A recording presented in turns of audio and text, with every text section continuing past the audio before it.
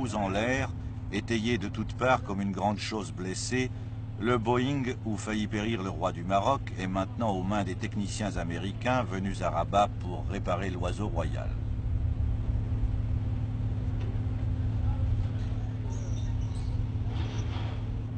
Les balles des mutins du 16 août étaient toutes percutantes. Ce fut, si l'on ose dire, la chance du roi.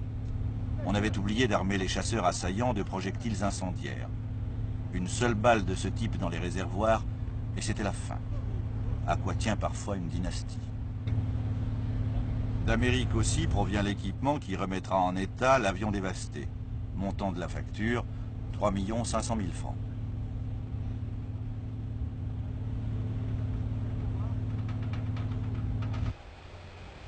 Passé les déclarations et les conférences de presse officielles relatant la trahison d'Oufkir, le voile est retombé sur la sourde tragédie que vit le Maroc.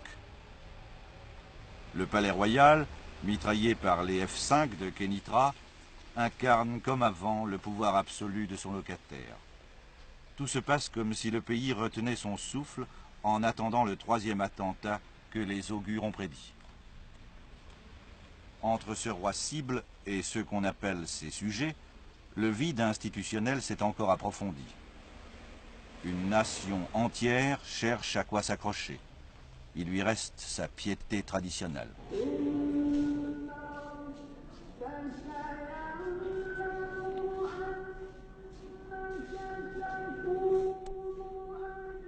À Rabat, la prière du vendredi canalise la foule vers le mausolée de Mohamed V, père de l'indépendance et prédécesseur du monarque actuel.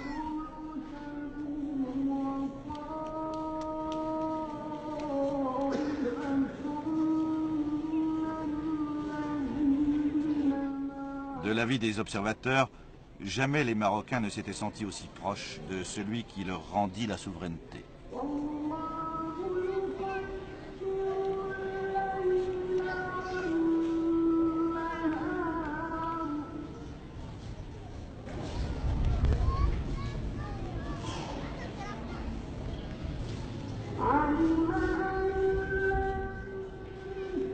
Années ont passé depuis l'indépendance. Les partis politiques qui s'opposent au roi disent que c'est en pure perte et que le pays a régressé. La gravité de l'affirmation méritait qu'on la vérifie. Nous l'avons fait avec l'opposition, faute d'avoir pu venir à bout des silences officiels et des incessantes chicanes de la censure locale. Ce ne fut pas facile non plus. Tout un peuple se tait. Il n'y a guère que les ténors connus pour oser parler. L'un d'eux nous a expliqué pourquoi les Marocains n'ont pas réagi après le dernier coup, pourquoi, si opposition il y a, celle-ci ne se manifeste pas. Il y aurait un massacre, comme le massacre de 1965. En 1965, le petit peuple s'est révolté pratiquement dans Casablanca. Et la révolte s'est généralisée dans toutes les villes. C'est resté pendant 2 semaines. Eh bien, il y a eu un mitraillage systématique des manifestants et plusieurs centaines de morts. Alors les gens se disent, bien sûr, on veut bien manifester, mais tout de même manifester, il ne faut pas croire que nous sommes dans une démocratie à l'occidentale. On parle depuis l'affaire de l'avion mitraillé plus que jamais de corruption au Maroc. Qu'est-ce que ce mot recouvre exactement? La corruption, ça n'atteint pas simplement tel secteur ou tel autre secteur, ou telle personne ou telle autre personne. C'est devenu absolument généralisé, d'un bout à l'autre. Les investisseurs étrangers, par exemple, pourraient vous dire que lorsque quelqu'un présente un dossier quelconque pour créer une unité quelconque, eh bien, il sait parfaitement qu'il y a une filière à suivre, qu'il y a un certain nombre de pourboires à dépenser, à donner par-ci, par-là en cachette. Vous allez dire que c'est le royaume du Bakchiche, alors? Oui, hélas. Et ça n'a pas été comme ça. Je ne dis pas que notre pays était un pays où il n'y avait pas de corruption, il y avait une certaine corruption, tout est relatif, bien sûr. Tout est relatif. On ne peut pas l'arrêter totalement. Mais depuis 1960, pratiquement, le système s'est généralisé. Vous avez des jeunes ministres qui restent à peine 6 ou 7 mois au ministère et qui sortent enrichis de façon scandaleuse. D'où vient cet argent-là? Comment ont-ils pu le gagner? Mais tout le monde le sait, et le petit peuple le sait. Pour 80% de la population, rien n'a changé. Ce qui a changé, c'est pour les profiteurs.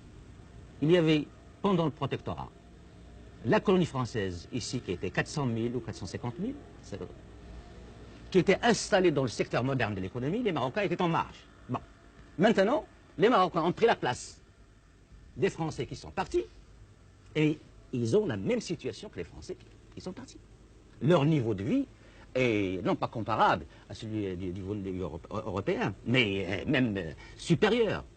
Songez que à peu près 700 000 à 800 000 Marocains, prennent près de 50% du revenu national. Et 50% pour les autres millions. Cela vous donne une idée de la situation. En effet. La répartition des richesses du revenu national est... Ah oui, il y a ceux qui s'appauvrissent et qui continuent à s'appauvrir, et ce sont les millions. Et ceux qui s'enrichissent et continuent à s'enrichir, et ce sont quelques centaines de mille. Et d'ailleurs, ils ne savent même plus quoi faire de cet argent-là. Ils construisent des palais somptueux, avec un luxe insultant, et d'ailleurs de mauvais goût.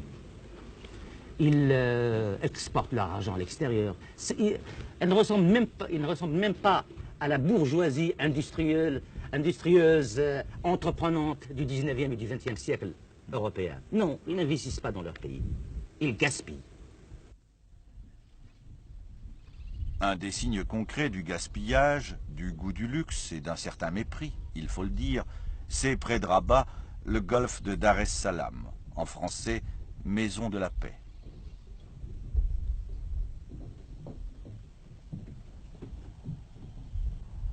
Le plus beau golfe du monde, à ce que disent les champions américains qui traversent l'Atlantique en jet pour venir y faire leurs drives.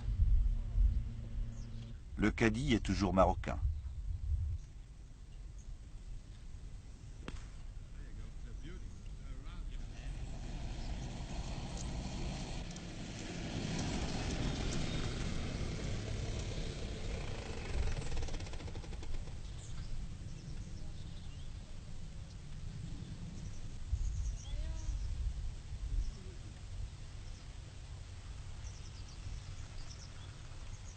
Le golfe de Dar es Salaam a été construit sur l'ordre du roi, qui est, comme on sait, un passionné de ce sport.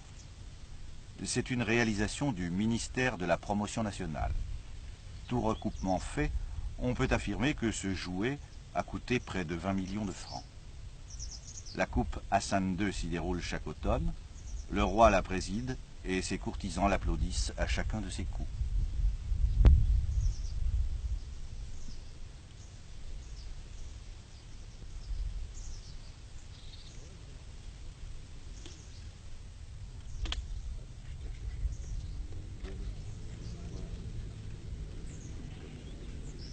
Dar es Salaam s'est constitué à partir de terrains pris aux communes avoisinantes, qui demeurent toujours sans eau ni électricité.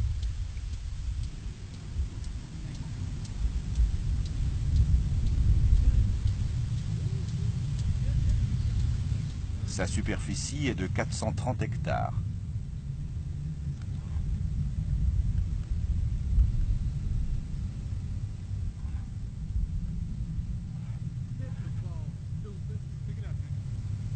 « 500 ouvriers entretiennent en permanence cette petite folie et chacun gagne 3 francs par jour, plus un sac de blé et 2 litres d'huile toutes les quinzaines.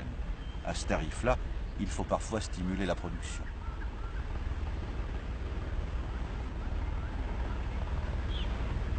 Notons enfin que le gazon est importé de l'Ouganda.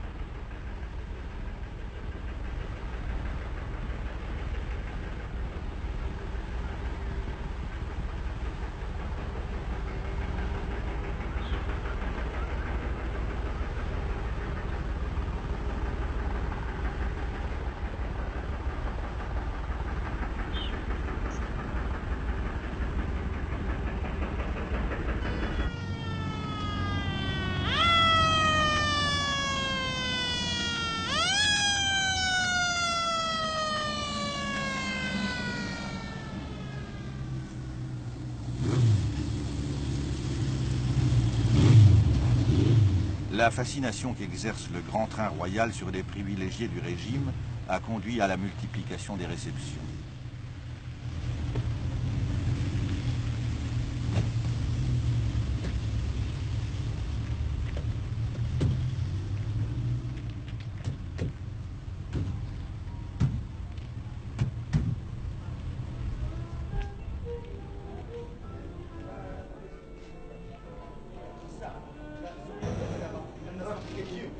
Rabat est une ville morte dès la tombée de la nuit, sauf à sa périphérie chic. Là se déroule quotidiennement le rite des cocktails sur un fond de mignardise, de grosses affaires à conclure et de secrets d'État chuchotés.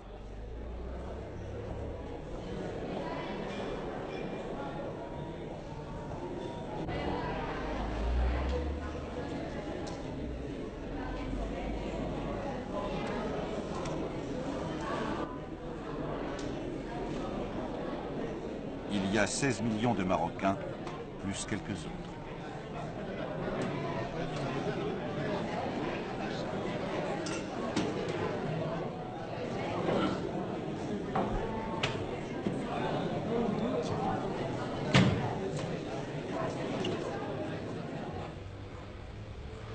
Entrons plus avant dans la corruption. Voici son aspect immobilier. Sur des terrains hâtivement aménagés et qui ont vu leur prix multiplié par 500 en une douzaine d'années, le symbole des réussites rapides s'étale au grand jour. Nous avons fait le tour de ce Maroc-là à la sauvette, comme on dit. Il n'est pas difficile de comprendre pourquoi.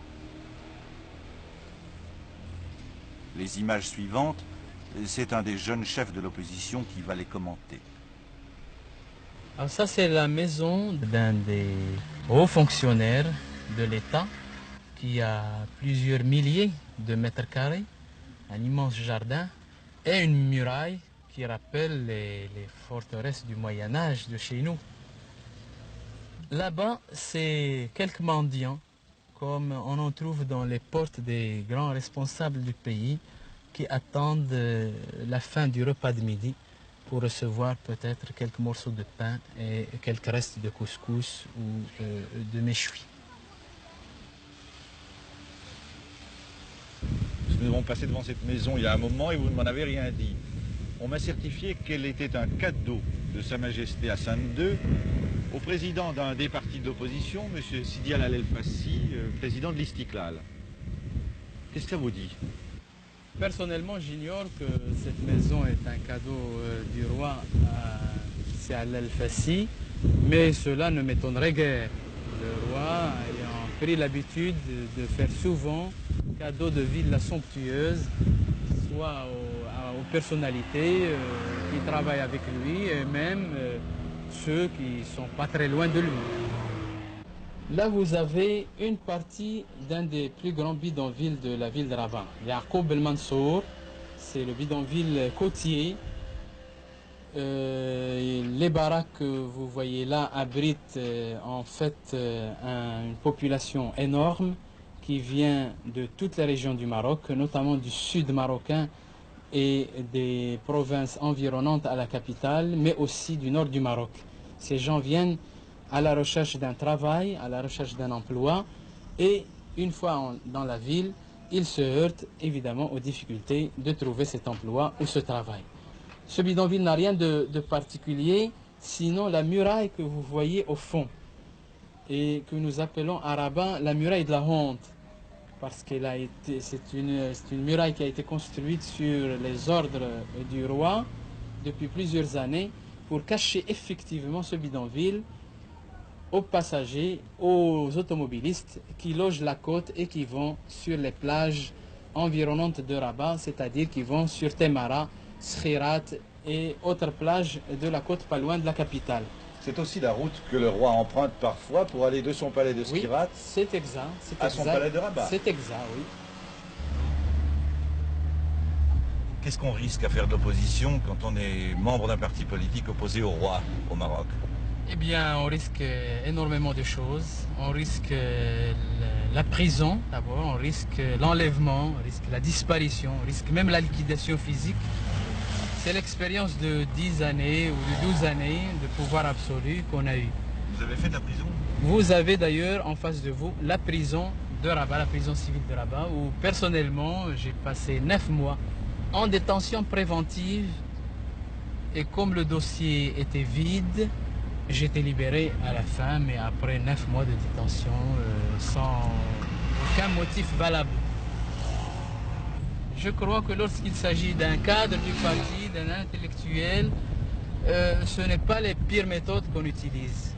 Dans les campagnes, c'est encore beaucoup plus grave, beaucoup plus scandaleux, puisque n'importe qui pourra être arrêté sans être présenté à la justice ni rien du tout et passer des semaines, sinon des mois, dans des geôles qui ne dépendent même pas de l'administration pénitentiaire et où il n'y a aucune condition minimum de vie. Et nous avons l'expérience, un de nos camarades à Oujda a passé précisément 14 mois dans une geôle pareille, se nourrissant uniquement du reste du gardien qui le surveillait dans une baraque en pleine campagne. Et lorsqu'il est sorti, on l'a déposé devant chez lui, sans qu'on lui dise jamais pourquoi on l'a arrêté. Il avait perdu 30 kilos.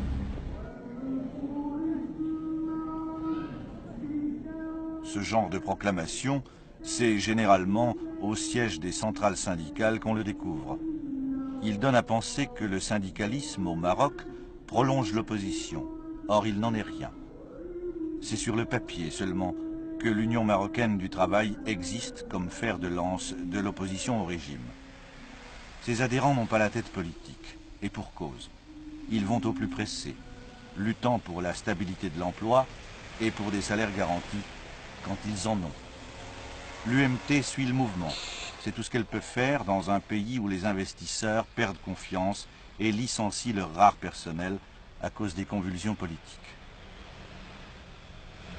Les quelques banlieues industrielles du Maroc sont hantées par des ouvriers sans avenir qui font à longueur de journée le tour des usines pour y trouver le travail d'une semaine ou d'un mois.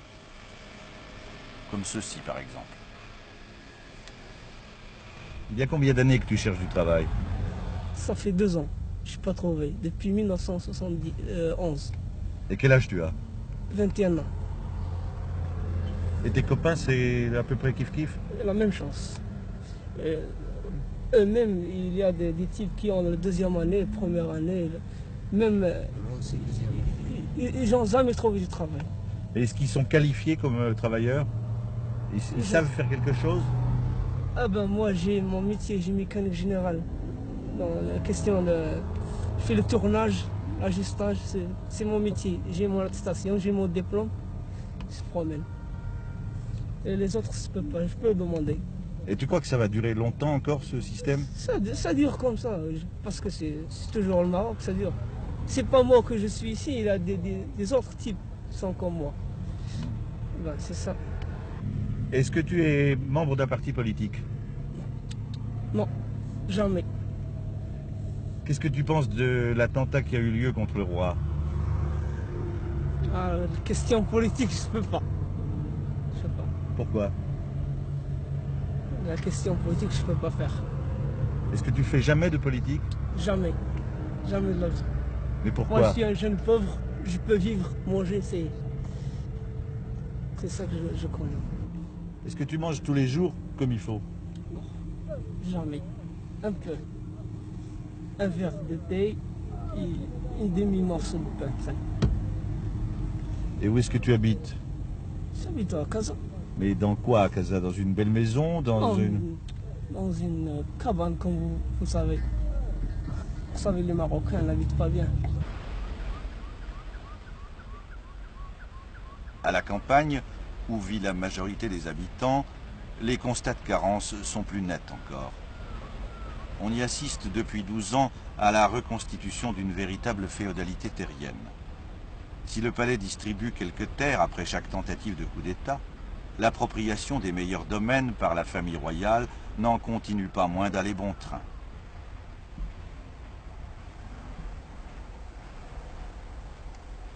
On susurre même que les oranges provenant des plantations royales ont priorité sur les marchés d'exportation et que la récolte qui suit et liquidés à un prix 6 fois moins élevé.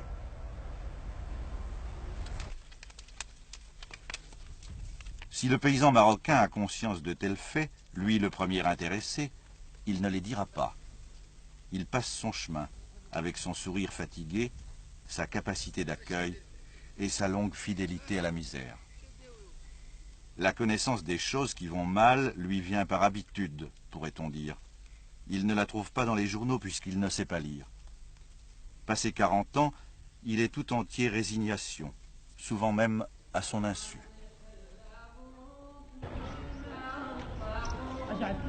C'est la jeunesse qui changera le Maroc, s'il peut changer.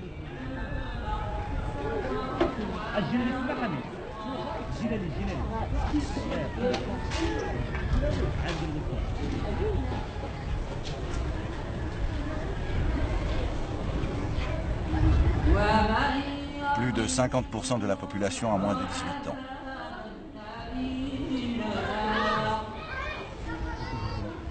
L'excédent de naissance sur les décès se chiffre à 400 000 unités annuellement. En 16 ans d'indépendance, tout le progrès du Maroc est là. Et l'on comprend que pour une opposition muselée, décimée, cette affolante arithmétique représente tous les espoirs lorsque ses chefs réclament la démocratie par et pour le peuple. Et pensez-vous que les Marocains, l'ensemble du peuple marocain au nom duquel vous parlez, soit mûrs pour la démocratie? Mais vous savez, on n'est jamais mûr pour la démocratie qu'en la pratiquant. Il faut bien la pratiquer pour être mûr. Il n'y aurait jamais eu de démocratie en Occident si on n'avait pas commencé. Les gens, quand la démocratie était instaurée dans certains pays occidentaux, eh bien, ils n'étaient pas tellement mûrs pour la démocratie. C'est par la suite qu'ils ont mûri. Or, pour nous, c'est beaucoup même très important. Les gens ont des besoins fondamentaux. Ils veulent envoyer leurs enfants dans les écoles. Ils veulent les écoles pour tout le monde. Ils veulent des soins, des hôpitaux. Les paysans veulent la terre. Les ouvriers veulent leur salaire garanti et leur avenir garanti. Les fonctionnaires veulent leur retraite garantie. Ce sont des besoins concrets. Vitaux même. Vitaux. Pour cela, on n'a pas besoin d'avoir des millénaires de démocratie, de parti de démocratie pour l'exprimer. Et les gens savent déjà l'exprimer. Quand les étudiants manifestent dans les rues, vous savez, ce n'est pas comme les mai 68 dans les pays occidentaux. Il y a une rupture peut-être entre la jeunesse et la famille, etc. Bon, chez nous, on ne se révolte pas contre une société de consommation. Non, ils veulent la société de consommation. Oui, elle n'est pas encore là. Elle n'est pas encore là. Ce qui fait donc que les garçons, les jeunes filles et les jeunes garçons, eh bien, ils sont porteurs des inquiétudes et des espoirs de leurs parents. Après tout ce que vous m'avez dit, pensez-vous que le roi, dans sa personne et dans son pouvoir, dans sa manière de gouverner, est l'obstacle majeur à ces revendications fondamentales? Eh bien, il est placé là où il est, et du fait qu'il est le chef d'État, qu'il détient tous les pouvoirs, eh bien, c'est à lui de prendre cette initiative. Si l'initiative ne vient pas de lui, eh bien, il faut craindre le pire encore pour l'avenir. Mais nous avons également le souci de la stabilité de notre pays. Nous ne voulons pas que notre pays tombe dans le chaos. Nous ne voulons pas que notre pays soit l'objet de coups d'État successifs tous les 6 mois, ou tous les ans, ou tous les 2 ans. Nous savons que nous ne pourrons véritablement lutter contre le sous-développement, mobiliser le peuple pour cela, qu'en ayant la stabilité. Et cette stabilité ne peut être, à notre sens, que par la démocratie. Je ne veux pas imposer au peuple marocain, par exemple, nos vues sur le socialisme, d'en haut. Je voudrais que le peuple marocain, le représentant du peuple, discute cela, discute notre programme et dise s'il l'accepte, s'il n'accepte pas. S'il n'accepte pas, nous tirons la conclusion que nos idées ne sont pas encore mûres.